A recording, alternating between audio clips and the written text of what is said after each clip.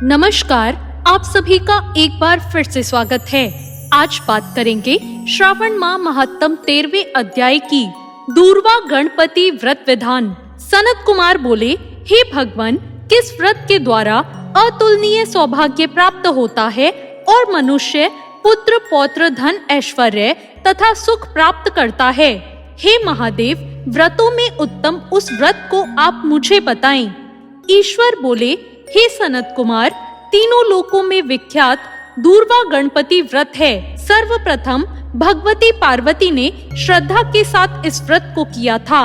हे मुनि सत्तम, इस प्रकार पूर्व में सरस्वती, महेंद्र, विष्णु, कुबेर, अन्य देवता, मुनिजन, गंधर्व, किन्नर, इन सभी ने भी इस व्रत को किया था। श्रावण मास की शुक्ल पक्ष की शुद्ध व महापुण्यदायी चतुर्थी तिथि को इस व्रत को करना चाहिए, क्योंकि उसी दिन सभी पाप समूह का नाश हो जाएगा। चतुर्थी के दिन स्वर्ण पीठासन स्थित एक दंत गजानन विघ्नेश की स्वर्णमयी प्रतिमा बनाकर उसके आधार पर स्वर्णमय दूर्वा को व्यवस्थित करने के पश्चात विघ्नेश्वर को रक्त वस्त्र से विशिष्ट ताम्रमय पात्र के ऊपर रखकर सर्वोत्तर भद्र मंडल में रक्त पुष्पों से अपामार्ग, शमी, दूर्वा, तुलसी, बेलपत्र, इन 5 पत्रों से, अन्य उपलब्ध सुगंधित पुष्पों से, सुगंधित द्रव्यों से, फलों से तथा मोदकों से उनकी पूजा करनी चाहिए और इसके बाद उन्हें उपहार अर्पित करना चाहिए। इस प्रकार अनेक उपचारों से श्री गिरजा पुत्र विघ्नेश की पूजा करनी चाहिए। इस प्रकार कहें, सुवर्ण निर्मित इस प्रतिमा में मैं विघ्नेश का आवाहन करता हूँ। कृपा निधि पधारें। इस सुवर्णमय सर्वोत्तम रत्न जटित सिंहासन को मैंने आसन के लिए प्रदान किया है, इसलिए विश्व के स्वामी इसे स्वीकारें। हे उमासुत, आपको नमस्कार है। हे विश्व व्यापिन, हे सनातन, मेरे समस्त कष्टों को आप नष्ट कर दें। मैं आपको पाद्य समर्पित करता हूँ। गणेश्वर, देव, उमापुत्र तथा मंगल का विधान करने वाले को यह अर्घ प्रदान करता हूँ। हे भगवान, आप मेरे इस अर्घ को स्वीकार करें। विनायक, शूर तथा वर प्रदान करने वाले को नमस्कार है। मैं आपको यह अर्घ समर्पित करता हूँ, इसे ग्रहण करें। मैंने गंगा आदि सभी तीर्थों से प्रार्थना पूर्वक यह जल प्राप्त किया है। हे सुरपुंगव, आपके स्नान के लिए मेरे द्वारा प्रदत्त इस जल को स्वीकार कीजिए। सिंदूर से चित्रित तथा कुमकुम से रंगा हुआ यह वस्त्र युग्म आपको दिया गया है, आप इसे ग्रहण करें। लंबोदर तथा सभी विघ्नों का नाश करने वाले देवता, आपको नमस्कार है। उमा के शरीर के मल से आविर्भूत हे गणेश जी, आप इस चंदन को स्वीकार करें। हे सुरेष्ट्र, मैंने भक्ति के साथ आपको रक्त चंदन से मिश्रित अक्षत अर्पण किया है। हे सुरसत्तम, आप इसे स्वीकार करें।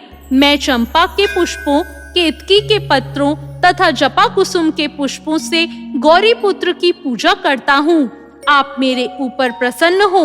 सभी लोकों पर अनुग्रह करने तथा दानवों का वध करने के लिए स्कंद गुरु के रूप में अवतार ग्रहण करने वाले आप प्रसन्नता पूर्वक यह धूप लीजिए।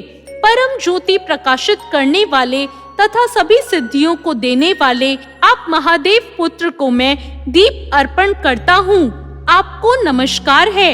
इसके बाद गणनाम त्वाम इस मंत्र से मोदक, 4 प्रकार के अन्न, पायस तथा लड्डू आदि नैवेद्य अर्पण करें। मैं आपकी मुख शुद्धि के लिए आदर पूर्वक कपूर, इलायची तथा नागवल्ली के दल से युक्त तांबूल आपको प्रदान करता हूँ। हिरण्य गर्भ के गर्भ में स्थित अग्नि के सुवर्ण बीज को मैं दक्षिणा रूप में आपको प्रदान करता हूँ, अतः आप मुझे शांति प्रदान कीजिए। हे गणेश्वर, हे गणाध्यक्ष, हे गौरीपुत्र, हे गजानन, हे इभानन, आपकी कृपा से मेरा व्रत पूर्ण हो। इस प्रकार मैं अपने सामर्थ्य के अनुसार विघ्नेश का विधिवत पूजन करके उपस्कर निवेदित सामग्री सहित गणाध्यक्ष को आचार्य के लिए अर्पण कर देना चाहिए। उनसे प्रार्थना करें, हे भगवान, हे ब्राह्मण, दक्षिणा सहित गणराज की मूर्ति को आप ग्रहण कीजिए। आपके वचन से मेरा यह व्रत आज पूर्ण होता है। जो मनुष्य 5 वर्ष तक इस प्रकार व्रत के उद्यापन करता है वह वांछित मनोरथों को प्राप्त करता है और देहांत के बाद शिव के लोक जाता है। अथवा 3 वर्ष तक जो इस व्रत को करता है वह सभी सिद्धियों को प्राप्त करता है। जो व्यक्ति उद्यापन के बिना ही इस उत्तम व्रत को करता है, विधि के अनुसार उसका जो भी कुछ किया हुआ होता है वो सब निष्फल हो जाता है। अब उद्यापन की विधि बताई जा रही है।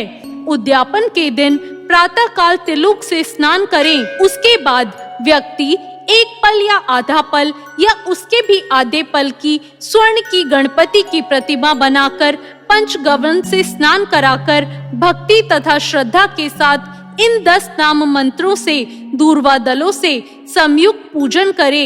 हे गणाधीश, हे उमापुत्र, हे अग्नाशन, हे विनायक, हे ईशपुत्र, हे सर्व सिद्धि प्रदायक, हे एकदंत, हे इब्वर्त, हे मूषक वाहन, आप कुमार गुरु को नमस्कार है।